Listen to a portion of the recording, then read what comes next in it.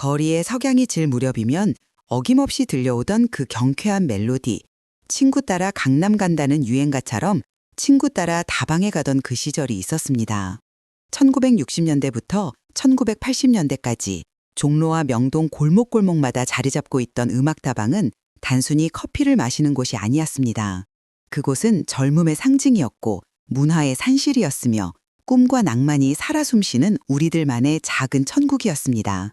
낡은 계단을 올라 문을 열면 코끝을 자극하던 진한 커피 향과 담배 연기가 뒤섞인 그 특유의 냄새, 어두컴컴한 실내를 은은하게 밝히던 주황빛 조명, 그리고 무엇보다 커다란 스피커에서 쏟아져 나오던 음악 소리가 온몸을 감싸던 그 느낌을 어찌 잊을 수 있겠습니까?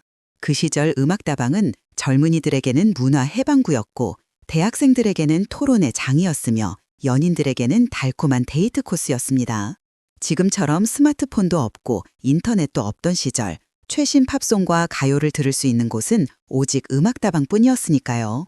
종로 낙원상가 근처의 르네상스 다방, 명동 한복판의 돌체 다방, 을지로의 뮤직박스까지 각각의 다방마다 고유한 분위기와 단골 손님들이 있었고 그들만의 문화가 살아 숨쉬고 있었습니다.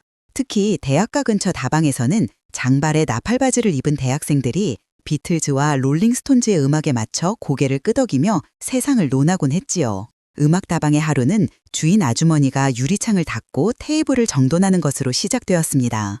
오전 10시쯤 되면 문을 열고 가장 먼저 하는 일은 LP판을 꺼내 턴테이블 위에 올려놓는 것이었습니다. 바늘이 레코드판 위를 스르륵 미끄러지며 내는 그 독특한 소리, 그리고 이어지는 첫 음악 소리는 마치 하루를 여는 신호탄 같았습니다. 벽면 가득 빼곡히 꽂혀있던 수백 장의 LP 앨범들은 그 자체로 하나의 음악 도서관이었고 손님들은 신청곡 메모지에 듣고 싶은 곡 제목을 적어내면 DJ 역할을 하던 주인이나 점원이 그 음악을 찾아 틀어주곤 했습니다.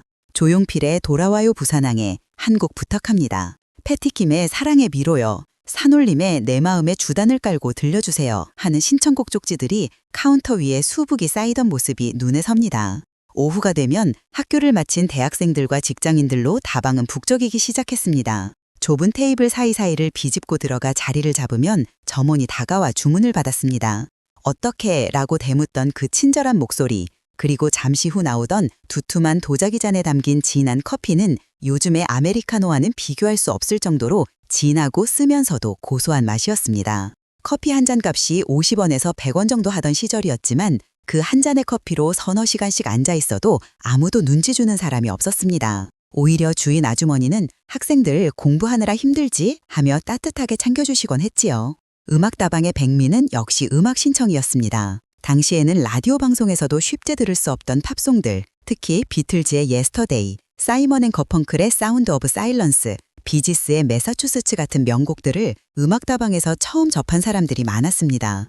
커다란 스피커에서 흘러나오는 폴 맥카트니의 목소리, 존 레논의 기타 소리는 우리의 가슴을 뛰게 만들었고 세상 어디론가 날아갈 것만 같은 해방감을 느끼게 해주었습니다. 한국 가요도 빼놓을 수 없었지요. 이미자의 동백아가씨, 남진의 가슴 아프게, 나훈아의 물레방아 도는데, 패티김의 이별, 그리고 조용필의 창밖의 여자까지 시대를 풍미했던 명곡들이 하루 종일 음악다방을 채웠습니다.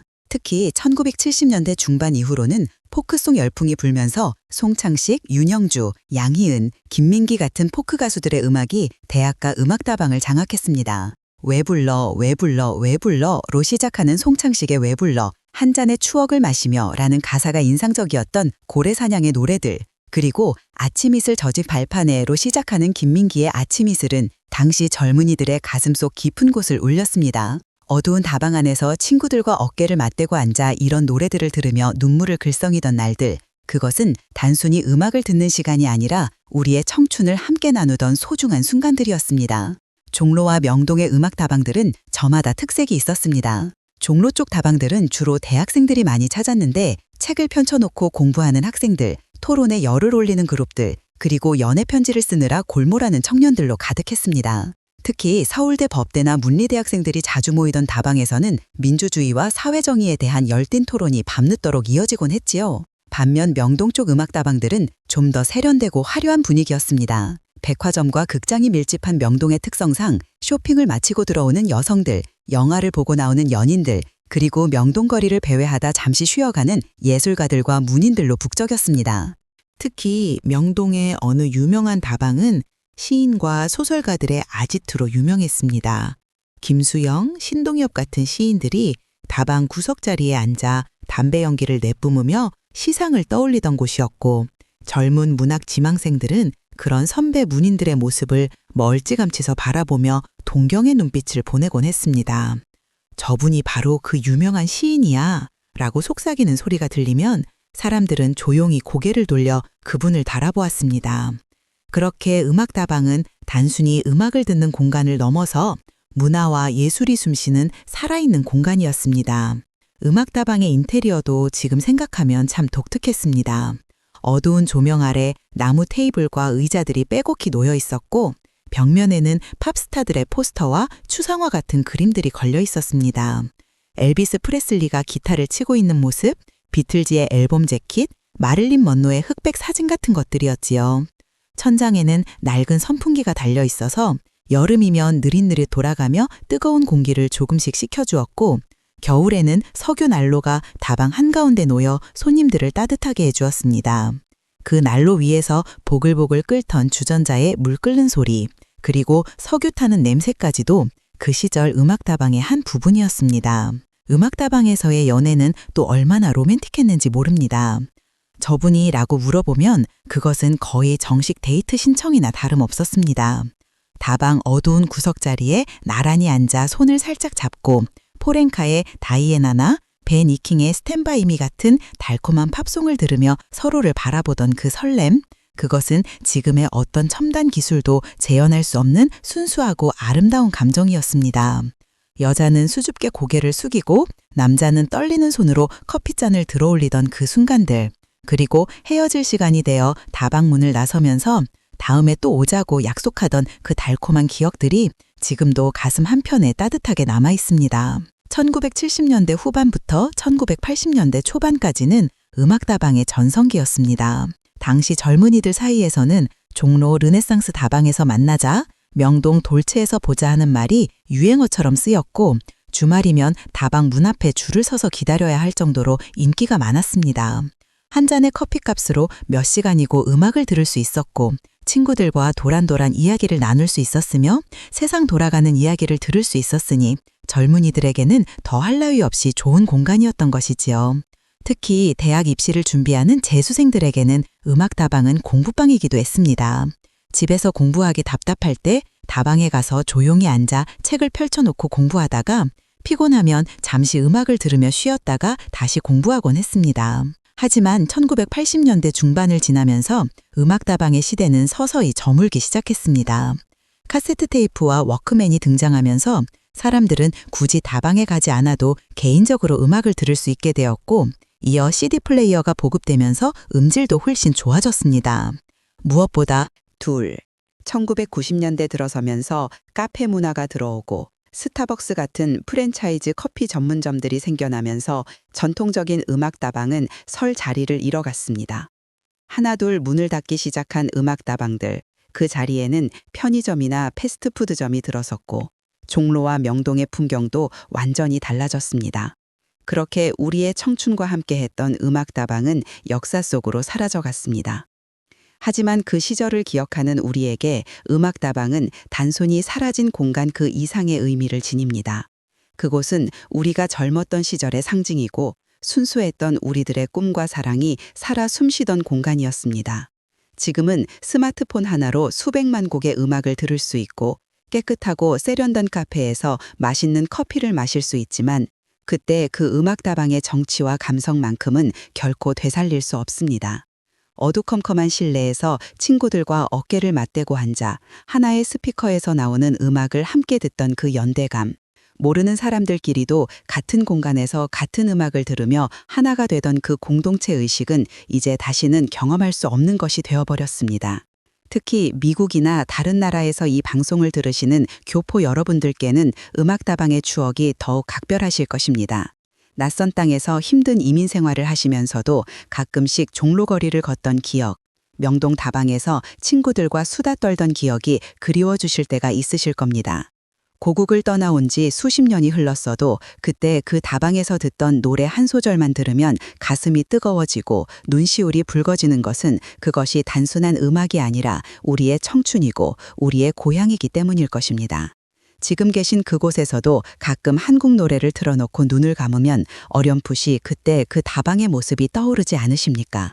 뿌연 담배 연기 사이로 보이던 친구들의 얼굴, 턴테이블 위에서 빙글빙글 돌아가던 검은 LP판, 그리고 스피커에서 흘러나오던 그 음악 소리가 귓가에 생생하게 들리는 것 같지 않으신가요? 음악 다방은 우리에게 음악만 들려준 것이 아니라 삶의 방식을 가르쳐 주었습니다. 급하게 서두르지 않고 한 곡 한 곡 음미하며 듣던 여유, 친구의 이야기에 귀 기울이며 공감하던 따뜻함, 그리고 다른 사람들과 같은 공간에서 호흡하며 함께 살아가는 법을 배웠습니다. 요즘처럼 모든 것이 빠르고 개인적인 시대에는 이런 것들이 더욱 그리워집니다.